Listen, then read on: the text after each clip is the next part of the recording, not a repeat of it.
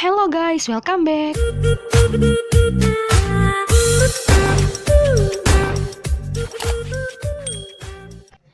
Sebelum masuk videonya, jangan lupa subscribe and turn on notification-nya. Oke guys, mari kita mulai. 1, 2, 3, 4, 5. Oke guys, udah subscribe? Lanjut videonya. Oke guys, jadi di video kali ini aku bakalan ngebahas ulang materi tentang teks laporan hasil observasi atau teks LHO.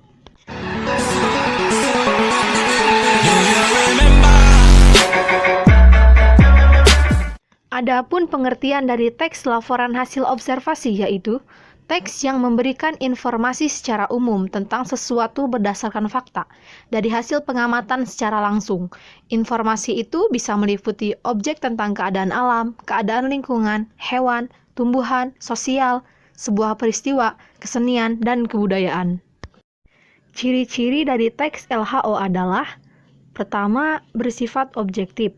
Kedua, berdasarkan fakta. Dan yang ketiga, ditulis secara lengkap. Fungsi dari teks laporan hasil observasi yaitu: pertama, untuk memberitahukan ataupun menjelaskan kegiatan pengamatan yang dilakukan. Yang kedua, untuk memberitahukan kepada pihak berwenang atau terkait suatu informasi. Ketiga, dapat dijadikan bahan informasi untuk berbagai kepentingan. Dan yang terakhir, sebagai alat pendokumentasi suatu objek atau suatu kegiatan. Teks laporan hasil observasi memiliki struktur, yaitu yang pertama pernyataan umum atau klasifikasi, yang kedua deskripsi bagian, dan yang ketiga deskripsi manfaat. Apa itu pernyataan umum atau klasifikasi, deskripsi bagian, dan deskripsi manfaat? Mari kita bahas. Apa itu pernyataan umum atau klasifikasi?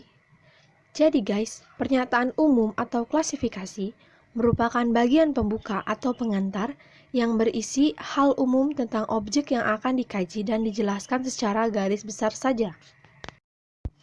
Kemudian, deskripsi bagian. Deskripsi bagian merupakan bagian yang berisi uraian detail mengenai objek atau bagian-bagiannya. Dan yang terakhir adalah deskripsi manfaat. Deskripsi manfaat merupakan bagian yang menunjukkan bahwa setiap objek yang diamati memiliki manfaat ataupun fungsi dalam kehidupan.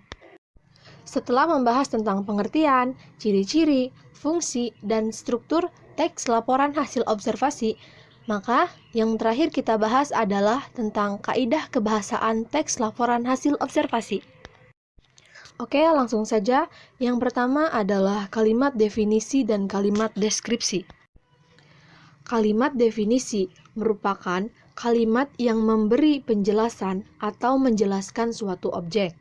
Sedangkan kalimat deskripsi merupakan kalimat yang menggambarkan suatu objek sehingga si pembaca benar-benar seperti melihat objek tersebut.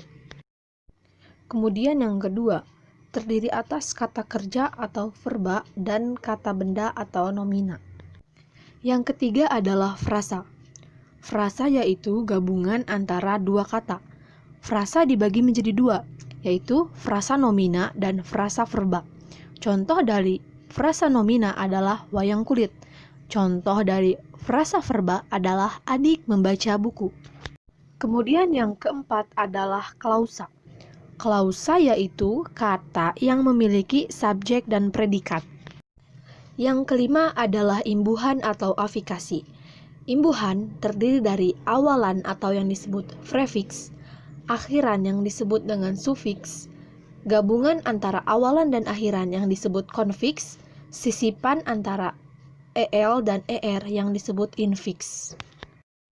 Dan yang terakhir adalah kalimat simpleks dan kalimat kompleks. Kalimat simpleks atau kalimat tunggal adalah kalimat yang memiliki satu klausa. Contoh kalimat simpleks adalah: A. Ada beragam jenis topeng di museum ini. B. Kelelawar merupakan hewan unik. C. Wayang tersebut terbentuk pipih seperti wayang kulit. Kita lanjutkan kalimat kompleks. Kalimat kompleks atau kalimat majemuk adalah kalimat yang memiliki dua atau lebih klausa. Kalimat kompleks dibagi menjadi dua, yaitu kalimat kompleks setara atau koordinatif dan kalimat kompleks bertingkat atau subordinatif. Kalimat kompleks setara atau koordinatif memiliki dua klausa yang setara dalam satu kalimat. Biasanya menggunakan kata dan, atau, tetapi, dan sedangkan. Contohnya, adik menangis kencang tetapi kakak menonton TV di kamar. Kemudian, untuk kalimat kompleks bertingkat atau subordinatif, memiliki klausa ganda yang tidak sama atau berada di bawah fungsi utama suatu kalimat. Biasanya menggunakan kata karena, ketika, dan sehingga. Contohnya, adik menangis ketika ibunya memasak di dapur. Ibu guru menerangkan ketika muridnya tertidur di kelas. Nah guys, mungkin cukup itu aja materi yang bisa aku berikan pada video kali ini. Apabila ada kesalahan, kurang dan lebihnya aku mohon maaf. And see you in the next video. Studi Handar, because if you want to be smart, you have to learn.